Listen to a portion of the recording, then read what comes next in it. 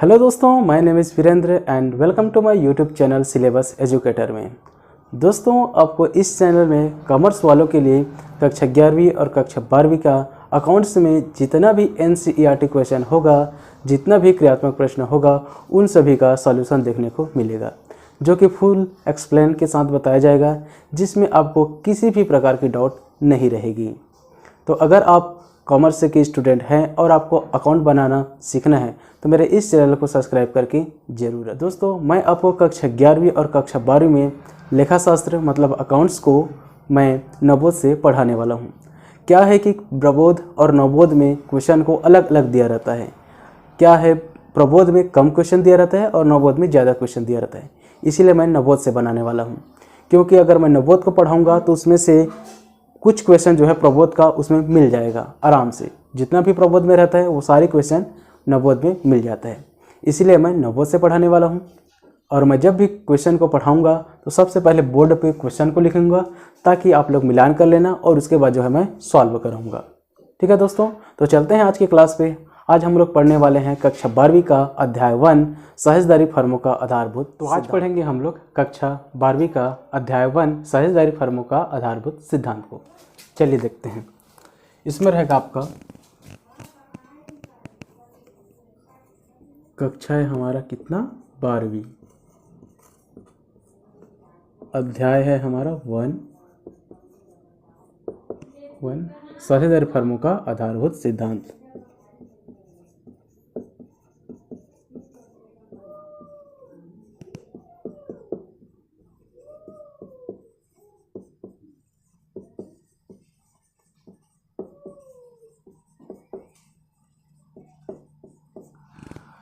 अध्याय 1 साझेदारी फर्मों का आधारभूत सिद्धांत है।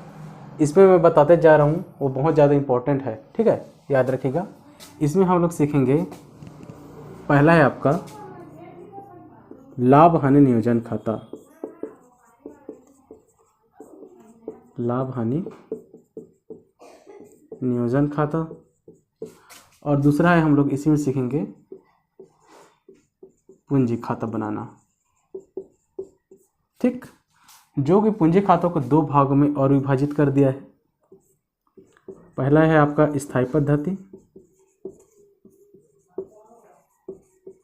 और दूसरा है आपका परिवर्तनशील पद्धति।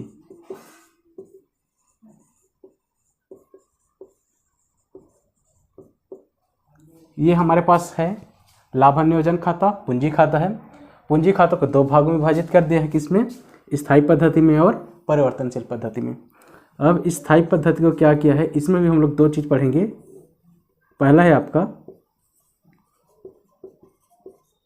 साझेदारों का पूंजी खाता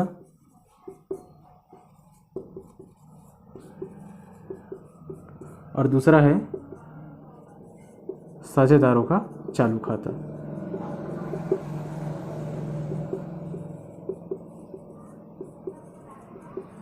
ठीक, स्थायी पद्धति में क्या है, पहला हम लोग बनाएंगे साझेदारों का पूंजी खाता और दूसरा है साझेदारों का चालू खाता।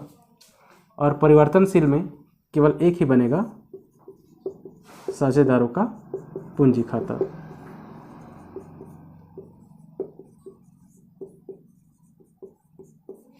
ये मोस्ट इम्पॉर्टेंट है, इसको ध्यान रखना।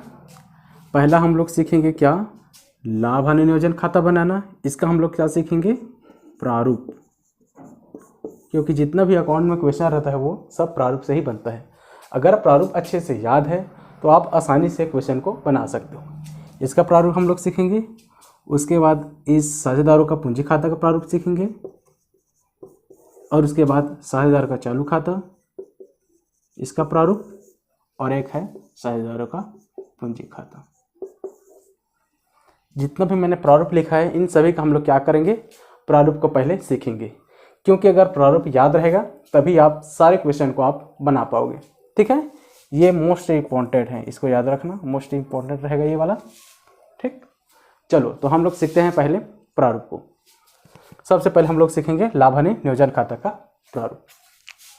ठीक है दोस्तों, लाभ हानि नियोजन खाता का प्रारूप बना रहे हैं हम लोग, याद रखना। ये है लाभ हानि नियोजन खाता। इसका हम लोग क्या सीख रहे हैं? प्रारूप। ठीक है, फॉर्मेट है ये। इसमें क्या करना है? लाभ हानि नियोजन खाता बनाना है और यहाँ पर लिखना है, उसमें डेट ईयर दिया रहेगा को समाप्त होने वाले वर्ष के लिए, को समाप्त होने वाले वर्ष के लिए।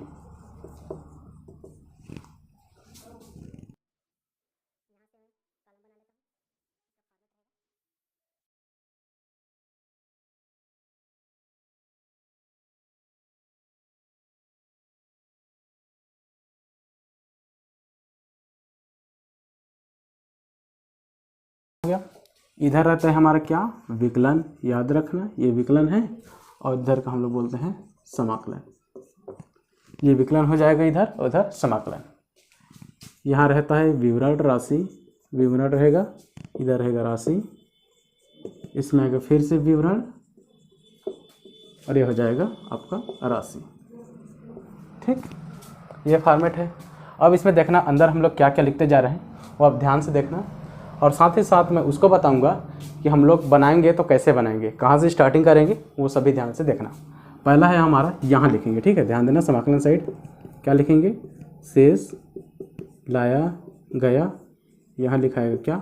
लाभ, यहाँ अमाउंट लिखाएगा। ठीक, ये हमारा क्या होगा? पहला काम। दूसरा काम है यहाँ जाना,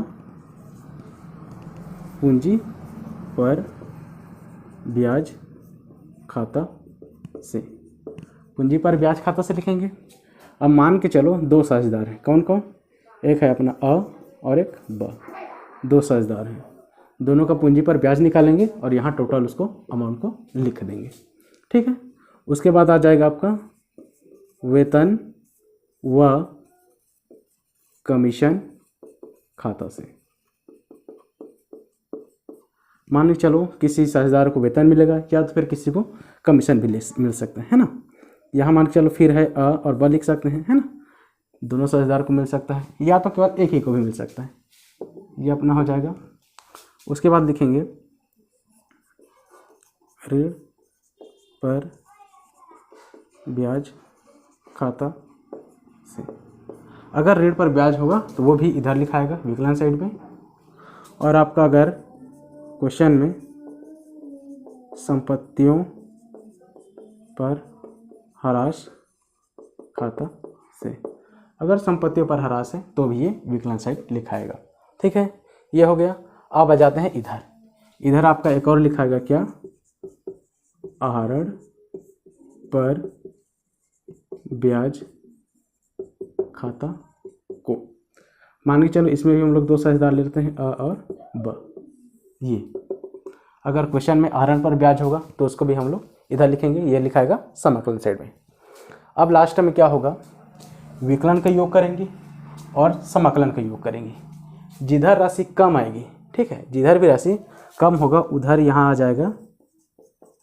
अगर विकलन साइड कम होगा तो लिखाएगा साझेदारों के पूंजी खाता में हस्तांतरित, साझेदारों के पूंजी खाता में हस्तांतरित। इधर अगर कम होगा तो इधर आ जाएगा क्या? लाभ।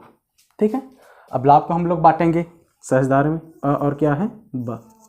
दोनों साझेदार में हम इसको बांट देंगे और यहाँ पर उसका टोटल लिख देंगे। ठीक, और अगर मान के चलो इधर अगर कमी आते हैं समाकलन साइड तो इधर क्या आ जाएगा? इधर आएगा आपका साझेदारों के पूंजी खाता में हस्तांतरित,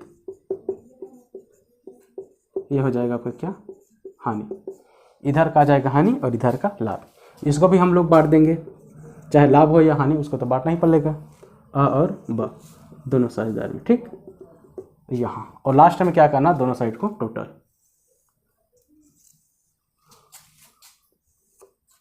ये अपना हो गया टोटल।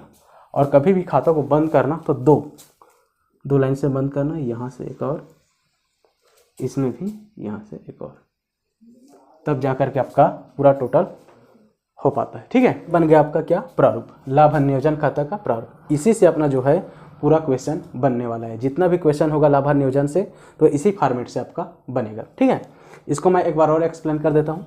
ये है अपना लाभ हानि नियोजन खाता। यहाँ हम लोग लिखेंगे कोष्टक में जो भी डेट को समाप्त होगा, इस डेट को समाप्त होने वाले वर्ष के लिए ये लिखना ही है। इधर आ जाएगा अपना विकलन और इधर आ जाएगा अपना समाकलन। ठीक है, ऐसा फॉर्मेट खींचेंगे, ये अपना हो जाएगा विवरण राशि और विवरण राशि, ये हो जाएगा। तो देखना जब भी बनाओगे क्वेश्चन को तो कहाँ से बनाना है वो आपको ध्यान रखना है। इस फॉर्मेट को तो याद ही रखना है, लेकिन सबसे पहले क्या बनाएंगे, यहाँ से पहला काम शेष लाया गया लाभ, क्वेश्चन में रहेगा लाभ तो उसको लिखेंगे शेष लाया गया लाभ करके यहाँ पर, पहला काम हो गया। दूसरा हम लोग यहाँ जाना है। अगर क्वेश्चन में दिया रहेगा पूंजी पर ब्याज 4% या 5% निकालो करके, जो भी दिया रहेगा तो हम लोग यहाँ निकालेंगे। पूंजी पर ब्याज खाता से अ और ब ऐसा करके यहाँ उसका टोटल अमाउंट लिख देंगे। तीसरा हम लोग काम करेंगे यहाँ, अगर उसको वेतन दिया हो, मान के चलो अ को अगर वेतन देता है तो अ का लिखेंगे, अगर ब को वेतन देता है तो ब को लिखेंगे। वेतन व कमीशन खाता से वेतन भी दे सकता है या कमीशन भी दे सकते हैं, तो उसको लिखेंगे यहाँ पर और यहाँ लिखने के बाद यहाँ टोटल लिख देंगे। उसके बाद अगर क्वेश्चन में ऋण पर ब्याज हो, ठीक है, अगर क्वेश्चन में ऋण पर ब्याज हो तो भी उसको यहाँ पर लिखेंगे। ऋण पर ब्याज खाता से करके यहाँ उसका अमाउंट दिखाएगा। यहाँ पर एक और बात बताना था, ऋण पर ब्याज हमेशा हम लोग कितना परसेंट में निकालोगे, ऋण पर ब्याज आपका 6%। ठीक है, क्वेश्चन में दिया हो या ना दिया हो, अगर ऋण पर ब्याज है तो हम कितना प्रतिशत निकालेंगे उस पर, 6%। इसको आप याद रखना। उसके बाद अगर ह्रास होगा, संपत्तियों पर ह्रास होगा तो उसको भी किस में लिखेंगे, विकलन साइड में। ठीक है, यहाँ तक लिखने के बाद यहाँ आ जाना। अगर क्वेश्चन में आहरण पर ब्याज भी दिया है तो उसको वो कहाँ लिखाएगा, आपका समाकलन में आहरण पर ब्याज खाता से, ये लास्ट का काम होता है। ठीक है, आहरण पर ब्याज खाता से उसको भी हम लोग बांट देंगे और ब और यहाँ अपना टोटल अमाउंट को लिख देंगे। अब यहाँ तक कंप्लीट होने के बाद ध्यान देना, यहाँ तक कंप्लीट होने के बाद क्या करेंगे, विकलन साइड का राशि का योग करेंगे और समाकलन साइड की राशि का योग करेंगे टोटल। ठीक है, इधर अगर राशि कमी होती है, अगर विकलन साइड में राशि कमी होती है तो इधर आ जाएगा आपका साझेदारों के पूंजी खाता में हस्तांतरित क्या हो जाएगा, लाभ। ठीक है, अगर कमी होती है तो मान के चलो एग्जाम्पल अगर मैं ले रहा हूँ, विकलन साइड का अगर योग आता है, मान के चलो आ गया 15,000। ठीक है, ये किसका है, ये विकलन साइड का है। विकलन साइड का योग है 15,000 और मान के चलो समाकलन साइड का योग है, समाकलन साइड का योग है कितना, 20,000। ठीक है, समाकलन साइड का योग है 20,000 और विकलन साइड का योग है कितना, 15,000। तो इसमें ध्यान देखना कौन कमी है, इसमें कमी है 5,000 का है ना भाई, ये विकलन साइड में। तब क्या जाएगा आपका, ये साझेदारों के पूंजी खाता में हस्तांतरित, मतलब जिधर राशि कम होगा उधर चला जाएगा साझेदारों के पूंजी खाता में हस्तांतरित। लेकिन विकलन साइड आएगा तो क्या आएगा, लाभ, और समाकलन साइड जाएगा तो क्या आएगा, हानि। ठीक है, इसको ध्यान देना। तो जैसे कि यहाँ पर देखो 5% की क्या है, कमी है, यही 5% कहाँ लिखाएगा, यहाँ पर, और इसी 5% को हम लोग क्या करेंगे, इन दोनों में बांट देंगे। क्वेश्चन में दिया रहेगा अनुपात, तो अनुपात में हमें क्या करना है, उसको बांटना है। इधर आएगा तो लाभ और इधर आएगा तो हानि, और फिर दोनों को टोटल करेंगे। यहाँ पास भी आ जाएगा बराबर राशि, यहाँ भी आ जाएगा इक्वल राशि। तो ये हो गया अपना क्या, लाभ हानि नियोजन खाता का प्रारूप यहाँ से कंप्लीट होता है। ठीक है दोस्तों, चलिए अब इसके बाद ये पहला हो गया। अब हम लोग दूसरा क्या देखेंगे, स्थायी पद्धति और परिवर्तनशील पद्धति को। तो स्थायी पद्धति में दो चीज़ बनाना है, पहला है क्या, साझेदारों का पूंजी खाता, और दूसरा उसी में क्या बनाएंगे, साझेदारों का चालू खाता। ठीक, चलो उसको देखते हैं। ठीक है, ठीक है, तो चलिए देखते हैं अब स्थायी पद्धति से कैसा बनेगा। पहले हम लोग यहाँ पर लिख देता हूँ मैं, स्थायी पद्धति। स्थायी पद्धति, स्थायी पद्धति से हम लोग दो चीज़ बनाएंगे। पहला क्या था, साझेदारों का पूंजी खाता, इसका प्रारूप सीखेंगे, और इसके बाद दूसरा है आपका साझेदारों का चालू खाता।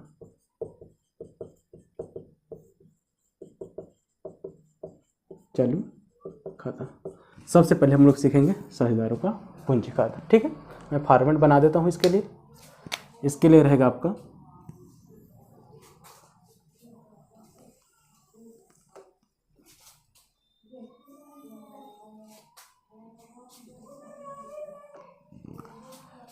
यहाँ आ जाएगा आपका क्या, विवरण के लिए जगह। उसके बाद मान के चलो आपके पास 2 साझेदार हैं, तो 2 जने का यहाँ लिखेगा नाम अ और ब के लिए, ठीक। फिर यहाँ पर रहेगा विवरण और यहाँ रहेगा आपका फिर अ और ये हो जाएगा ब के लिए, ठीक। लिख देता हूँ मैं यहाँ पर, ये हो जाएगा विवरण, ये साझेदार अ हो गया, ये साझेदार ब। वैसे इसमें भी आ जाएगा विवरण, इसमें साझेदार अ हो जाएगा, इसमें साझेदार ब हो जाएगा, ठीक है। ये भी है, ये विकलन साइड का है और ये आपका समाकलन साइड। ये क्या बना रहे हैं हम लोग, ध्यान रखना, ये बना रहे हैं हम लोग क्या, साझेदारों का पूंजी खाता।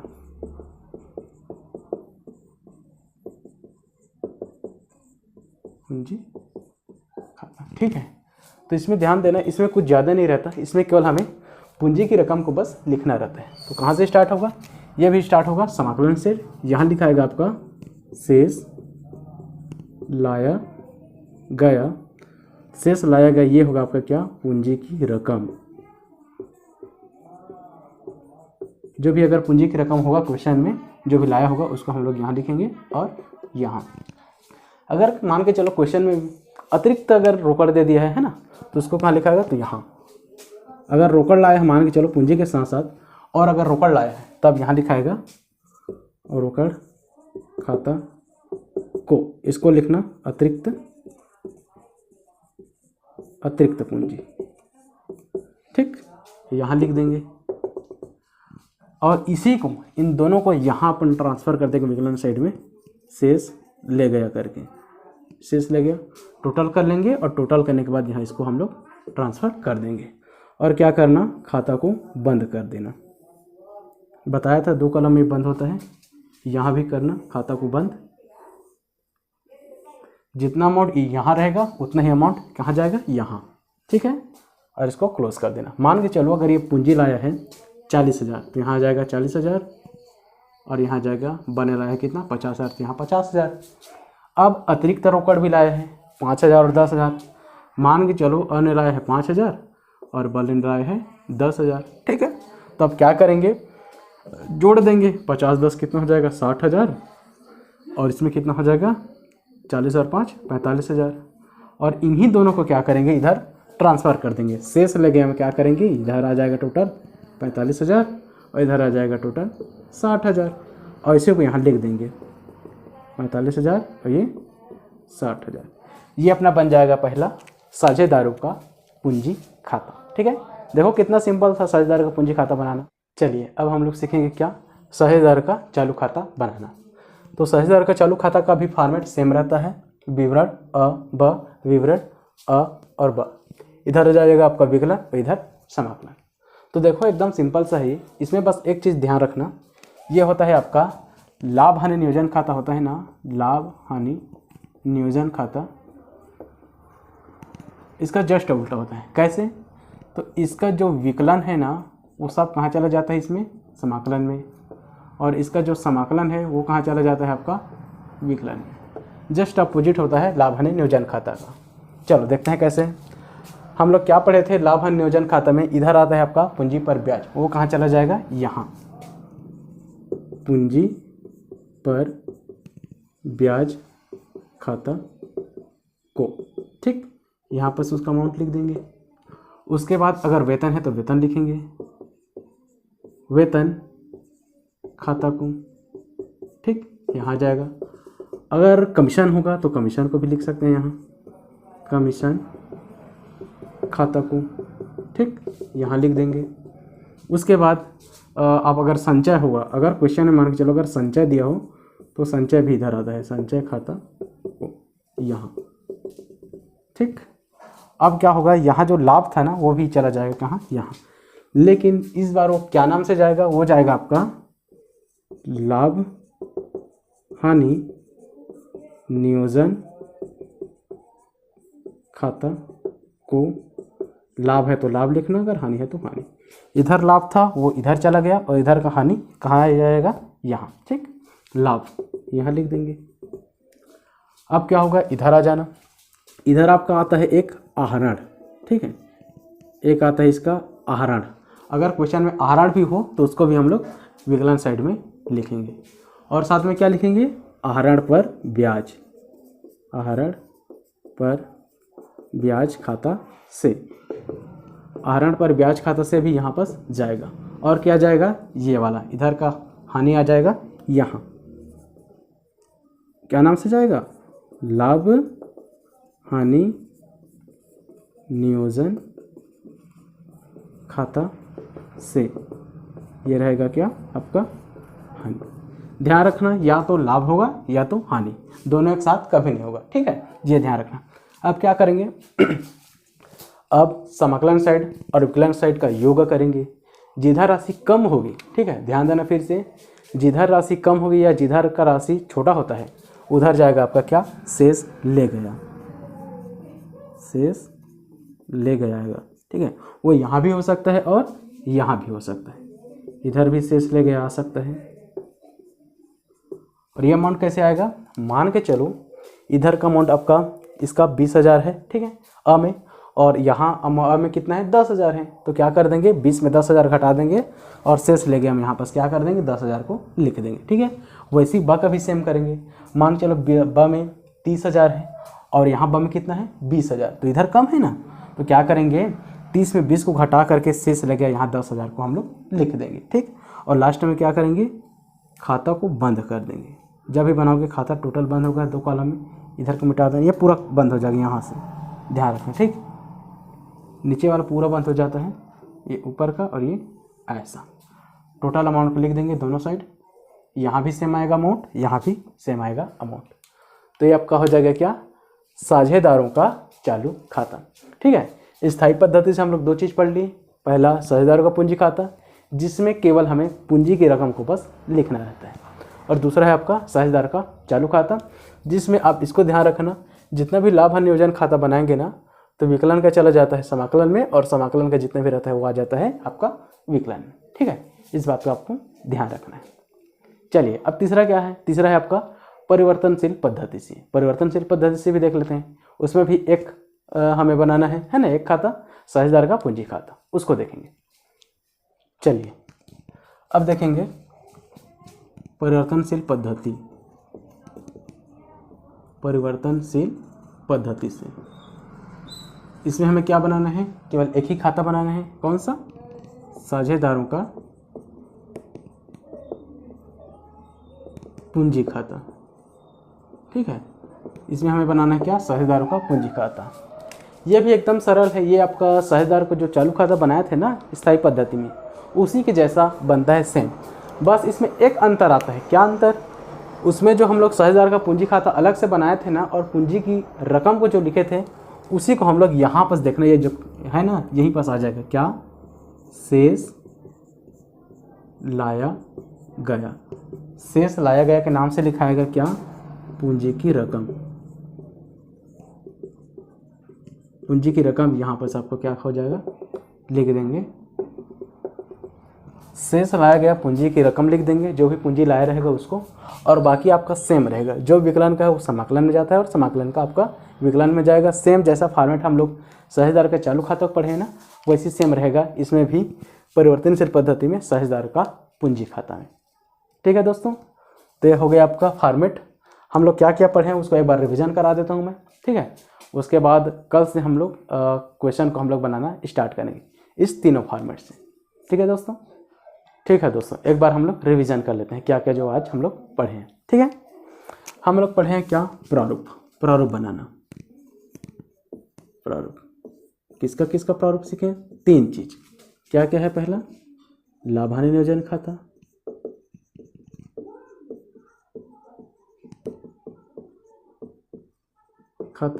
ठीक, और दूसरा हम लोग क्या सीखे हैं इसी में, पूंजी खाता था, लेकिन इसको भी बांट दिया था किसमें, स्थायी पद्धति और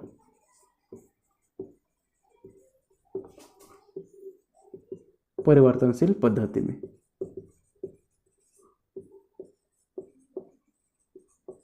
ठीक है, अब क्या किया था, इसमें फिर से हमें 2 चीज बनाया था। पहला था क्या, साझेदारों का पूंजी खाता,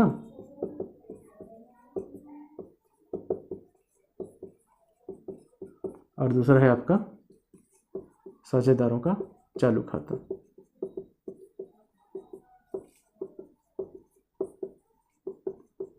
जबकि परिवर्तनशील पद्धति में हमें एक ही चीज़ बनाना पड़ा, एक ही खाता, वो क्या था? साझेदारों का पूंजी खाता। ठीक, तो हम लोग क्या क्या किए, इसका हम लोग प्रारूप सीखे, इसका भी हम लोग प्रारूप सीख लिए, इसका भी प्रारूप सीख लिए और इसका भी हम लोग प्रारूप सीख लिए।